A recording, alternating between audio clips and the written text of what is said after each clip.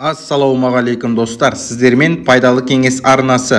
Құрметті достар, бұл видеода бас қатты ауырғанда не істеуге болатыны жайлы 15 пайдалы кеңесті айтатын боламын. Видеоны соңына дейін көріп, лайк басып, каналға жазылуды ұмытпаймыз. Әлемдегі әрбір 5-ші адам бас ауруынан зардап шегеді екен. Олардың көбі бас сақинасы ауруына шалдыққандар. Алайда жай күнде басымыз ауыра бастаса, дәрі-дәрмекке жүгінеміз. Оның ішінде кейбірі денсаулыққа кері әсер ететіндіктен дәрі-дәрмексіз де емдеуге болатын ем-шара түрлерін назарларыңызға ұсынамыз. Қатты бас ауырғанда желкеден бастап белге дейін массаж жасап басуға болады. Күніге таңертең 1 стақан сүтке 1 ас қасық бал салып 0,2 грамм тас дәріні қосып ішу керек.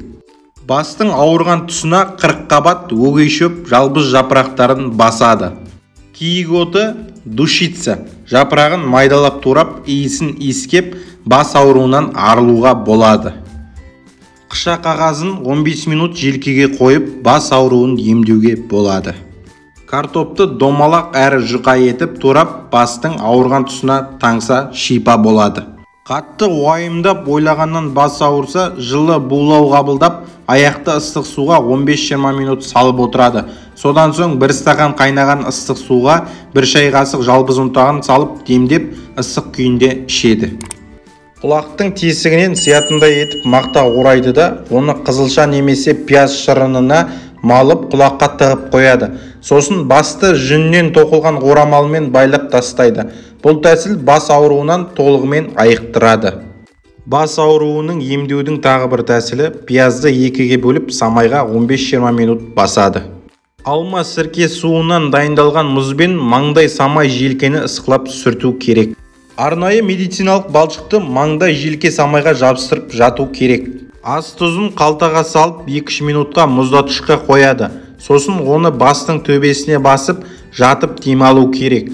10 минуттан соң осы тұзды көзді жұмып сыртынан 10-15 минут басады.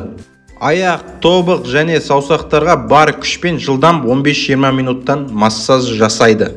Лимон қабығын самаймен маңдайға басады. Ыдысқа салқын су құйып, қолды 2-3 минут салады. Енді қолды шығарып 1 минуттан кептіреді. Сосын емді 3-4 рет жасап, бас ауруынан арылуға болады екен. Құрметті достар, сіздер үшін жасаған видеом сіздерге ұнаса, лайк басып, коммент жазуды ұмытпаймыз. Және де каналға тіркеліңіз. Алдағы уақытта сіздер үшін жақсы пайдалы видеолар түсіретін боламын.